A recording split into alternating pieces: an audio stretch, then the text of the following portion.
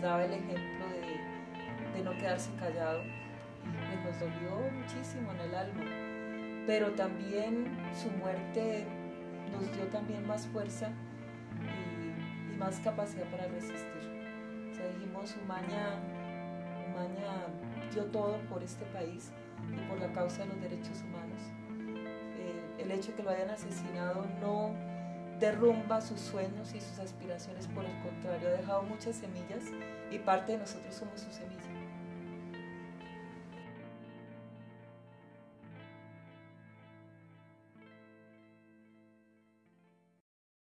¡Militares! ¡Asesinos! ¡Asesinos! ¡Militares!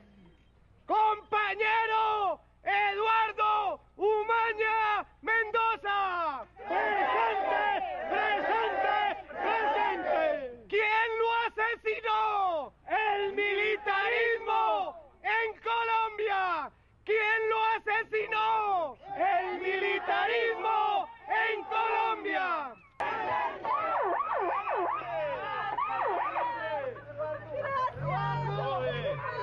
¡Eduardo! ¡Militares! ¡Asesinos!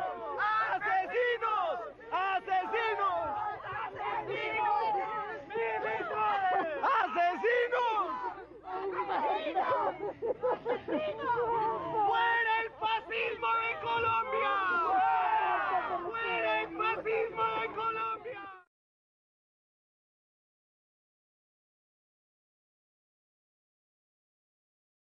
El homicidio de Eduardo Umaña Mendoza frente a todo el movimiento de derechos humanos, digamos, fue como el inicio de, digamos, de una campaña de exterminio también contra el movimiento de derechos humanos que no ha terminado, y que hoy persiste y continúa. Un crimen que se encuentra en la más absoluta impunidad.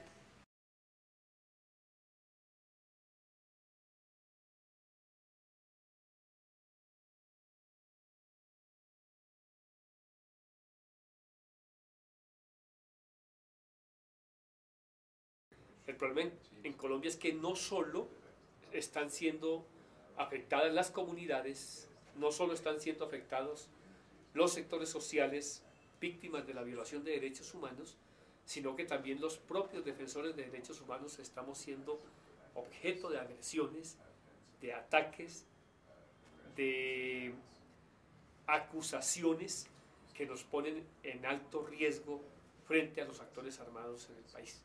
Por eso para nosotros el trabajo es difícil para la seguridad nuestra, pero es difícil también por lo que hacemos por la seguridad de los demás. ¿Cuál tipo de riesgos has enfrentado en su trabajo, específicamente usted? Bueno, casi todos los defensores de derechos humanos en el país hemos tenido que padecer amenazas, atentados, intentos de asesinato, exilio y desplazamiento interno.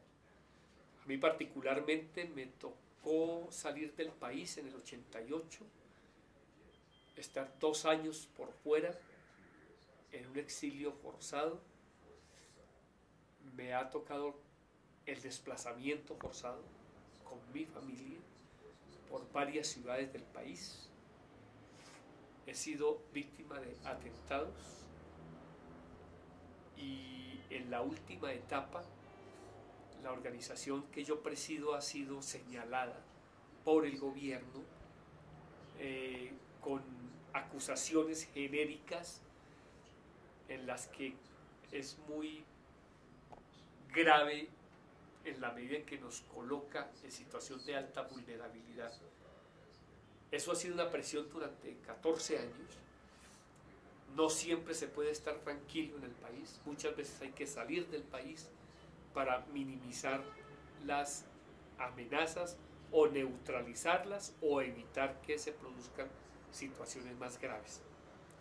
Pero creo que después de tantos años los defensores y las defensoras de derechos humanos en Colombia hemos aprendido a manejar un poco el miedo, aunque uno jamás deja de tener miedo, a aprender a manejar mejor su seguridad, aunque siempre vamos a tener una vulnerabilidad por ese lado, pero sobre todo a decidir que tenemos que continuar este trabajo.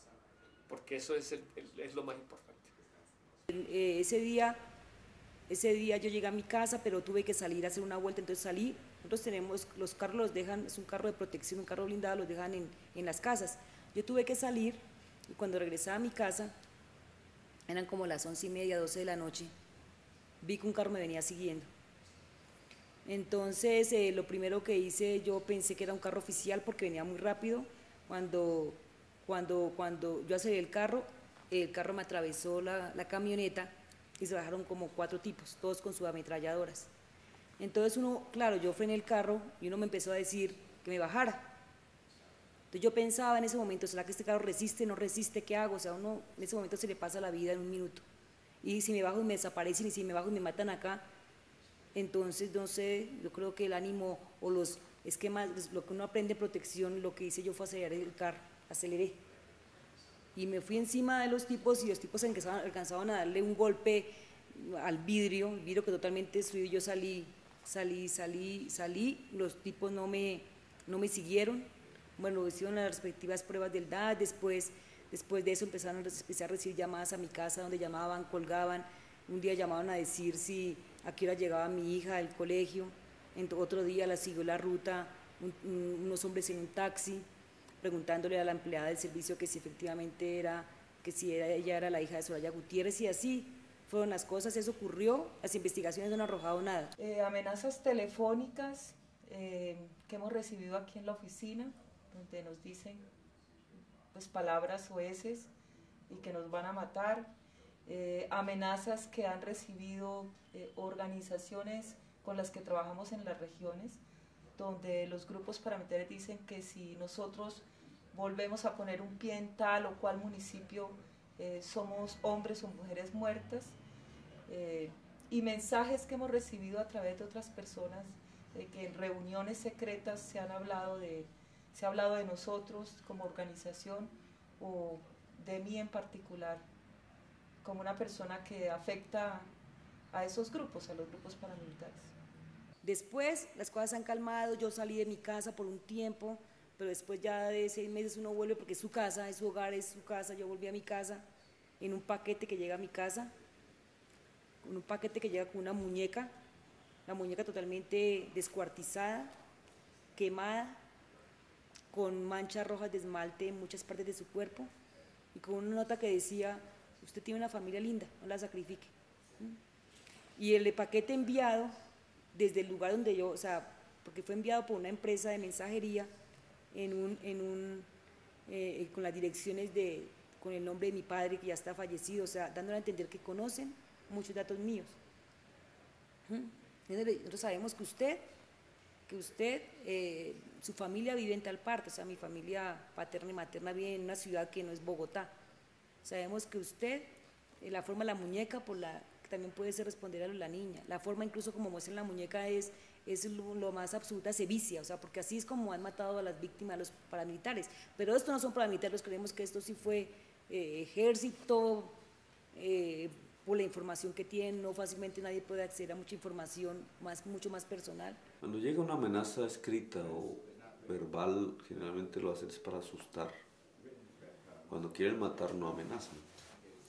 Pero es indudable, hemos detectado ya varios planes para asesinarme, provenientes del paramilitarismo, que hemos logrado, digamos, detectar a tiempo. Y eso sí me convierte en una de las personas más amenazadas de este país. Obliga a un sacrificio, pero creo que también que este país tiene que tener una salida democrática. Yo soy crítico del presidente Uribe porque quiero la democracia y porque no creo que salidas que rompan con la democracia, vulneren el Estado de Derecho, son las más adecuadas para el país. Sí, yo he sido muy amenazada pues por apoyar este proceso de paz. He sufrido 7 atentados y me han matado 4 escoltas. Pues la seguridad mía es muy complicada y es muy difícil, y el desplazamiento mío pues de igual manera también es muy complicado, pero considero de que no soy una mujer que se deje amedrentar con facilidad. Tengo el país metido en la cabeza, me cabe el país en la cabeza, y quiero seguir trabajando por este país en estos temas tan difíciles y que generan tantos contradictores y donde las posturas de uno de pronto por quienes no entiendan la paz como un elemento esencial para poder que Colombia salga adelante, pues siempre vamos a estar en el blanco de los que no quieren la paz para Colombia. Este es un país peligroso. A la gente la matan. Tenemos un índice de violencia muy complicado. ¿Qué es peligroso? Tenemos 4 senadores y 7 representantes asesinados y 5 representantes y 2 senadores secuestrados. Y entonces hay unos human rights workers que les pasan cosas, pero a nosotros nos pasan, porque hay una situación de guerra sucia, que es muy complicada. Entonces, esos human rights workers pues, les pasan cosas, ¿sí? Pero no hay ninguna situación desde el punto de vista del Estado contra los human rights workers. After the assassination attempt on you in the mid-80s, how did that affect your worldview, your outlook? Nada. Hablo mal, porque una estirla me entró por así por el cuello y me seccionó un nervio, ¿no? Así que no hablo muy claramente, pero por lo demás, no, ya estoy acostumbrado. Ya no recuerdo cómo era antes. Ya no recuerdo cómo es tener 2 piernas.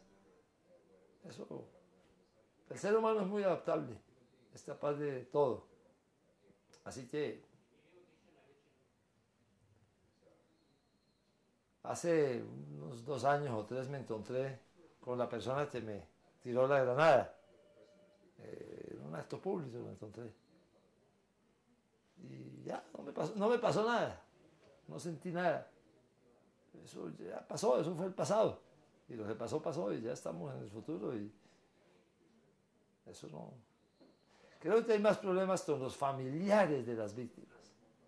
Pero las víctimas mismas, o las personas que han estado en esto, ya lo que pasó, pasó y listo. Estamos vivos pero más bien los familiares tienen más dificultades para dejar el pasado en el pasado, porque muchas veces sienten que podrían haber hecho algo por evitar que le pasara algo a sus familiares y no lo hicieron.